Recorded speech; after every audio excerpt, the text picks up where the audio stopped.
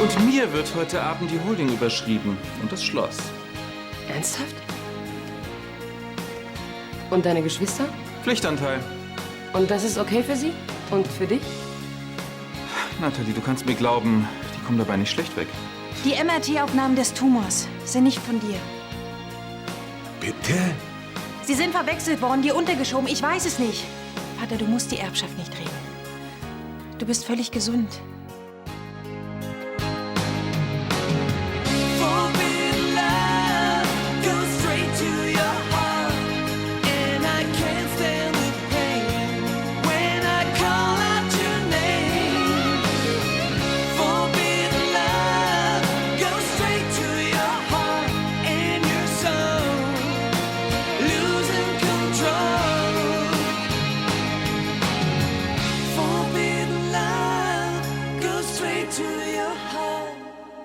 Schreckst du eigentlich vor gar nichts zurück? Aber es stimmt wirklich. Der Tumor, den man auf dem MRT sieht, der drückt auf Sprachzentrum. Wenn die Aufnahme von dir wäre, dann könntest Komm du schon, woher willst du das denn wissen? Bist du etwa neuerdings Ärztin? Also, dass du aus Eifersucht und Habgier auf deinen Bruder so weit gehst, das hätte ich nicht erwartet, Carla. Vater, bitte!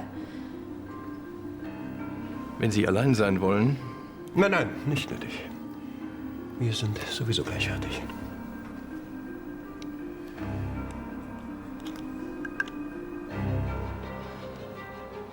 Tu's nicht! Hast du wirklich geglaubt, du würdest mit dieser Räuberpistole deinen Zielen näher kommen? Carla. Kannst du mir bitte sagen, warum die sich da wieder verbarrikadieren? Das möchte Johannes dir, glaube ich, lieber selbst sagen. Ach, ist das wieder sowas, was ich als letztes erfahre, oder was? Herr Dr. Hochstetter, vielen Dank für Ihre Bemühungen. Nicht der Rede wert. Danke sehr.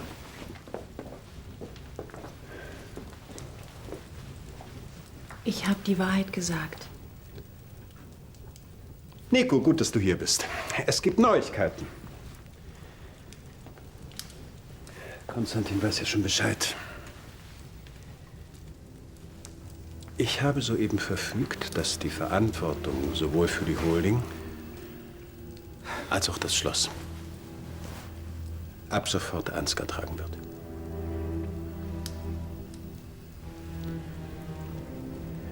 Er nimmt mir damit eine große Last von den Schultern. Und so kann ich die Zeit, die mir noch bleibt, einigermaßen sorgenfrei genießen. Also.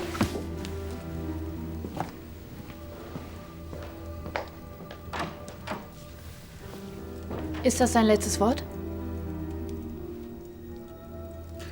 Unwiderruflich, ja. Die entsprechenden Papiere wurden soeben notariell beglaubigt. Tja, ihr entschuldigt mich sicher.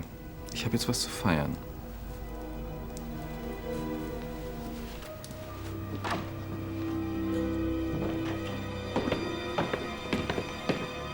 Und? Gibt es was Neues? Unser Tumorpatient hat soeben seinen Nachlass geregelt. Endlich.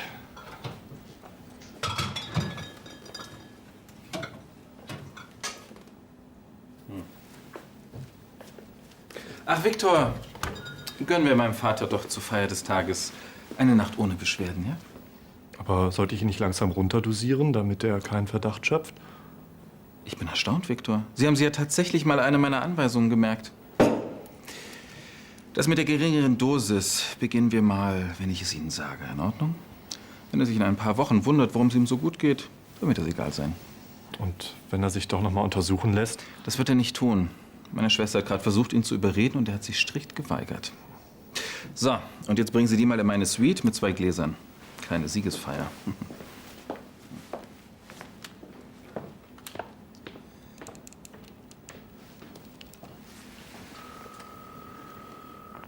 Ja. Hallo Nathalie. Schwing dich in deinen Wagen und komm nach Königsbrunn. Wir müssen endlich feiern. Ich bin noch bei Gregor im Krankenhaus, wo ich vorhin übrigens Carla getroffen habe. Ach, bitte, jetzt verdirb mir doch nicht die Laune, ja? Sie war fassungslos, als ich ihr von Johannes Plan erzählt habe. Ja, das kann ich mir allerdings denken. Also, wann bist du hier? Gregor geht's nicht gut. Also schwing du dich ins Auto und besuch ihn endlich mal. Hallo? Soll das heißen, du kommst jetzt nicht? Nein.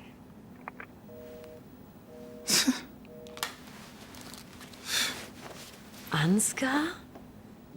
Und dann auch noch das Schloss? Was sagen denn Ihre anderen Kinder zu dieser Entscheidung? Nun, die Resonanz ist sehr unterschiedlich. Aber ich möchte alles in einer Hand wissen. Charlie, Sie können sich gar nicht vorstellen, wie befreit ich mich fühle. In jedem Fall ereignisreiche Feiertage auf Königsbrunn. Ein besinnliches Fest ist es nicht gewesen. Hier war auch ständig was los. Ich bin noch nicht mal auf den Weihnachtsmarkt gekommen. Dabei hatte ich es mir für dieses Jahr fest vorgenommen. Sie mögen Weihnachtsmärkte? Seit meiner Kindheit. Allein der Geruch von gebrannten Mandeln, Lebkuchen, Glühwein und dann all dieses unnütze, kitschige Zeug. Ich liebe Weihnachtsmärkte. So.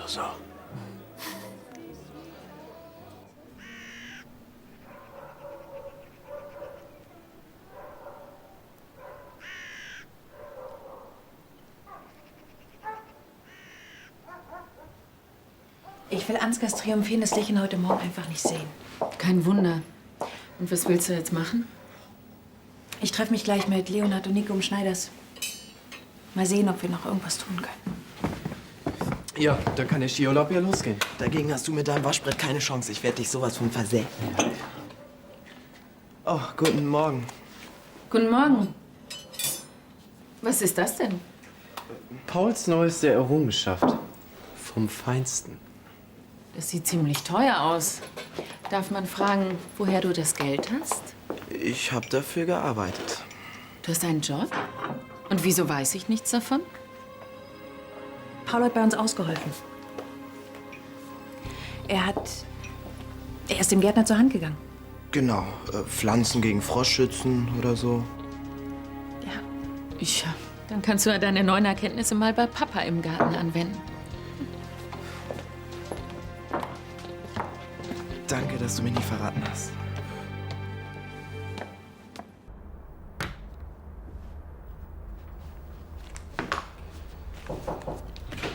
Guten Morgen. Ich habe die Akte rausgesucht, die Sie sich noch ansehen wollten. Oh, Sie hatte ich ja nicht erwartet.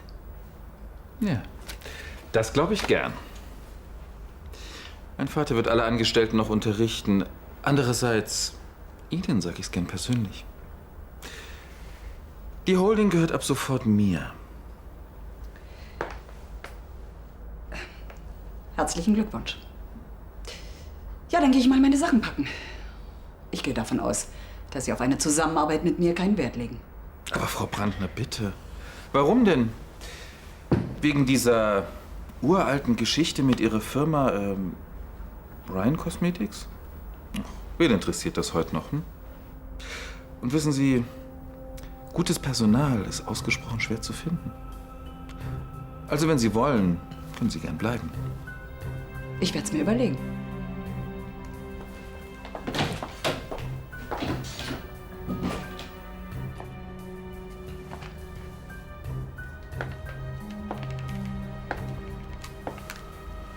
Carla von Lahnstein, hallo?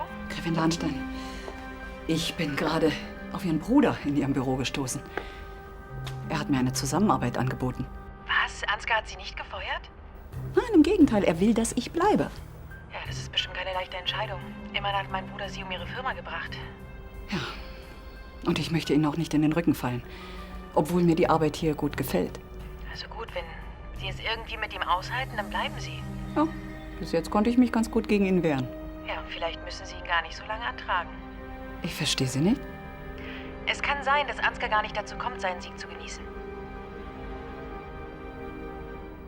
Du hast was? Das ist nicht witzig. Doch, klar! Wenn ich mir vorstelle, du lässt gerade die letzten Hüllen fallen und dann kommt ausgerechnet Carla in den Aktkurs. Haha. Ja und? Wie hat sie reagiert?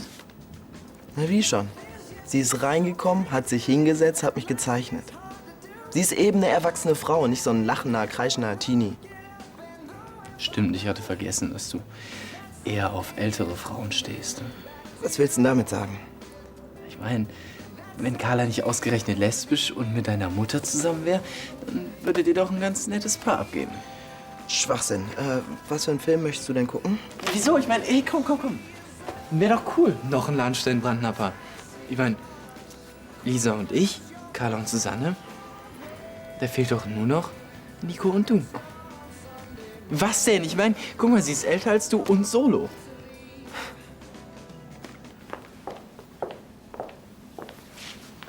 Ach, bringen Sie mir doch bitte auch meinen Mantel, ja? Danke. Also.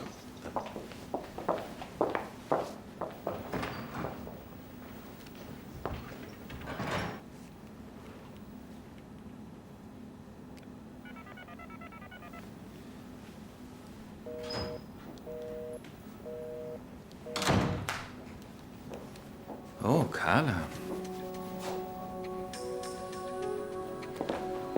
Hast du es eilig? Oder wartet mal wieder deine Taximaus auf dich? Die müsste doch eigentlich ganz froh sein, dass du jetzt so viel Zeit für sie hast, wo du doch aus der Holding geflogen bist. Kannst du nicht endlich Ruhe geben, du widerlicher Kotzbrocken? Oh, Carla. Ich hätte wirklich erwogen, dir einen Posten in der Holding anzubieten, aber nach dieser verbalen Entgleisung muss ich das wohl noch mal überlegen. Du kannst mich mal. Ja, in die Tasche stecken, ich weiß. Und seit Vater dich rausgeschmissen hat, fällt mir das sogar noch wesentlich leichter.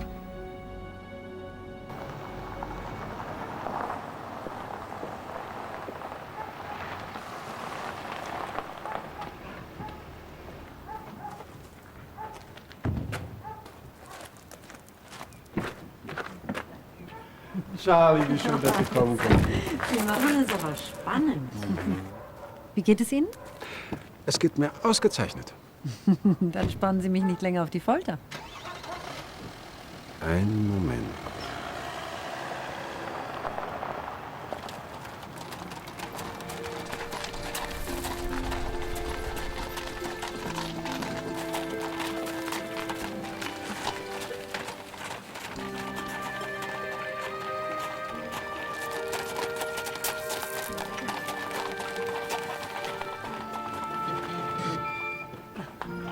Johannes? Keine Fragen, Charlie. Einfach nur einsteigen. Verstehe, ich werde also entführt. Genau, Charlie. Also dann. Sie werden entführt. Also dann. Vorwärts.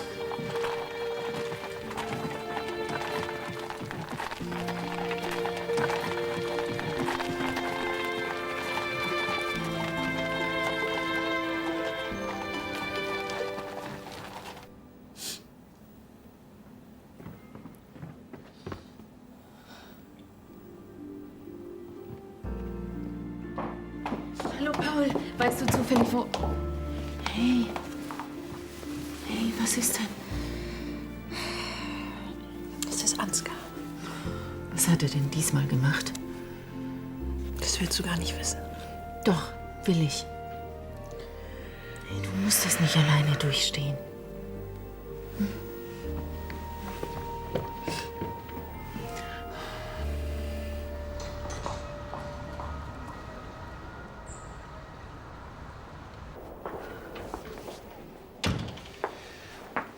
Na, wie geht's dir, alter Bruchpilot? Er hat Schmerzen. Ach, ein echter Indianer kennt keinen Schmerz, was? Nun bin ich voll im Bleichgesicht. Sag mal, geben die mir nichts? Doch, aber das Morphium ist abgesetzt. Sie gönnen mir den Spaß nicht mehr. Wer hätte gedacht, dass du so mitfühlend sein kannst? Ich lasse doch einen Freund nicht hängen, wenn er mich braucht. Ach, ein Verlobter aber schon, ja? Immerhin behandelst du mich ja seit gestern wie Luft. Du bist auch nicht krank. Hättest dich ja trotzdem mal melden können. Entschuldigst du uns kurz?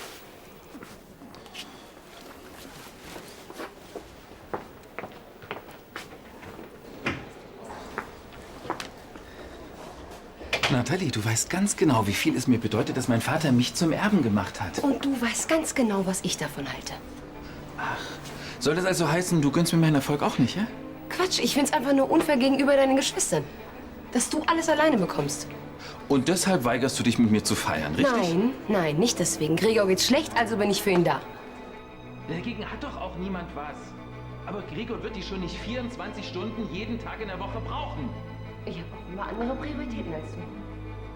Nathalie, das hat gar nichts mit Prioritäten zu tun. Hier geht's um Loyalität. Du redest, wer. Ich bin Gregor gegenüber absolut loyal. Ja, ganz genau. Gregor gegenüber. Und was ist mit mir? Boah, ich kann einfach nicht fassen, dass du hier so eine miese, egoistische Nummer abziehst. Soll ich Gregor im Stich lassen? So ein Blödsinn. Davon redet doch niemand. Oh, Aber weißt vielleicht... du was? Ich habe keine Lust mehr. Hau ab, verschwinde. Was? Geh. Das kann ja wohl nicht wahr sein.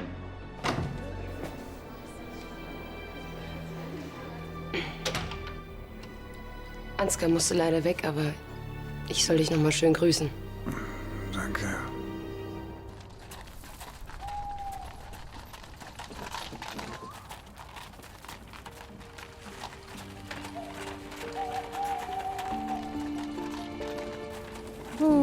Wie im Märchen. Ich hatte gehofft, dass Ihnen meine kleine Überraschung gefällt. Ich habe immer noch das Gefühl, dass ich träume. Aber es gefällt mir außerordentlich.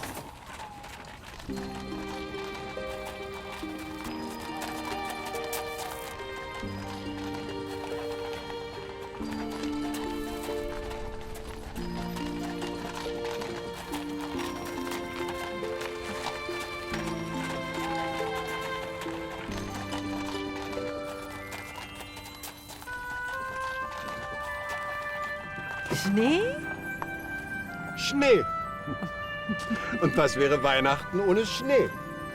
Weihnachten?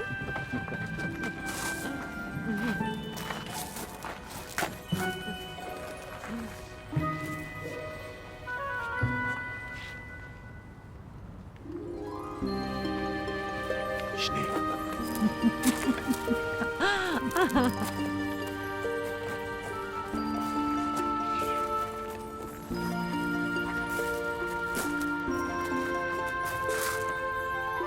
Ein Weihnachtsmarkt? Mit Lebkuchen, Glühwein und all dem unnützen, kitschigen Zeug.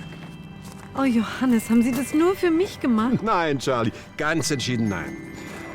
Das habe ich auch für mich gemacht.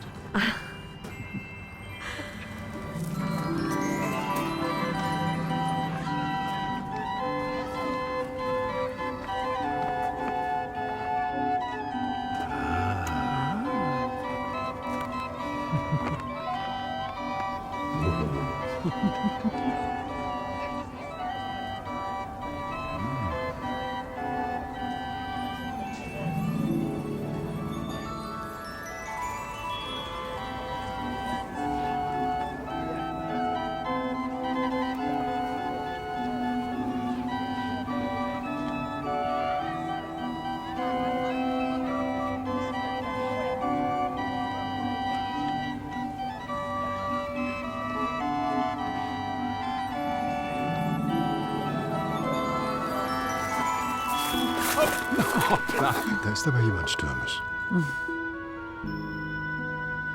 Alles in Ordnung?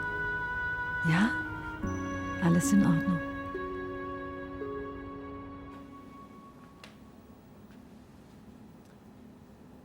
Cheers, Ansgar. Herzlichen Glückwunsch.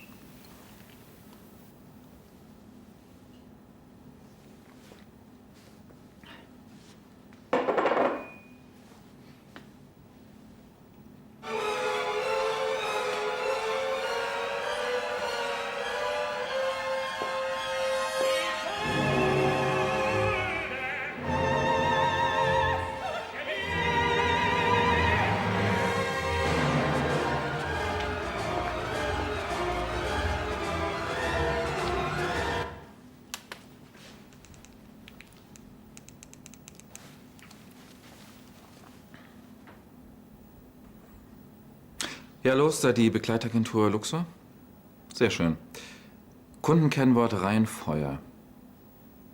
Ja, ich würde gerne was bestellen. Machst du mir einen Schluck Wasser? Bitte. Was? Ja, natürlich. Oh, entschuldige.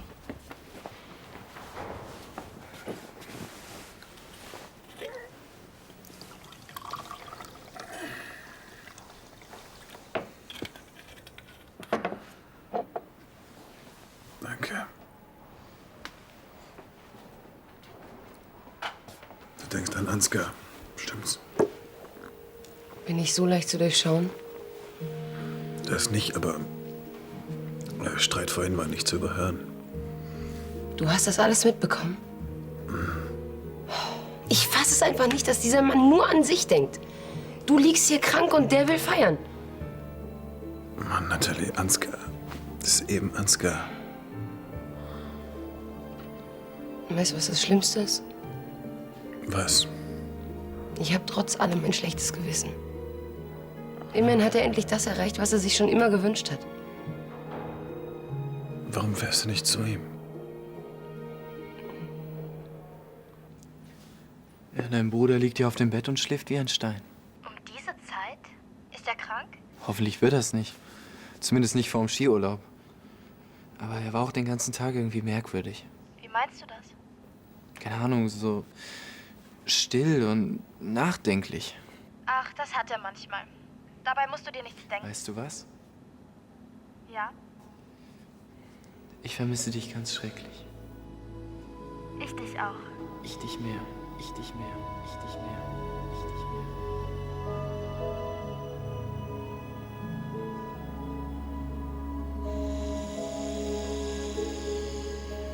Kannst du mich nicht endlich in Ruhe lassen, Ansgar? Warum sollte ich denn? Das macht mir doch Spaß, dich zu quälen. Wo immer ich kann. Du tust mir weh! Ja, richtig. Jetzt hab ich dich. Weißt du, was ich jetzt mit dir mache? Hör auf!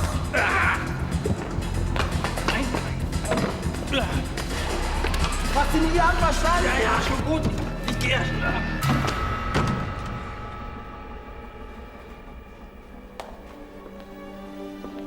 Wie stark du bist. Das hätte ich nicht von dir gedacht. Aber ich habe dich wohl in mehr als einer Beziehung unterschätzt. Paul. Ja, jetzt ist nur spät.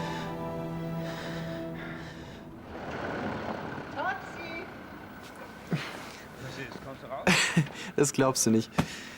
Dein Bruder hat im Schlaf offensichtlich gerade einen Bären erlegt. Und jetzt guckt er wie ein Schaf.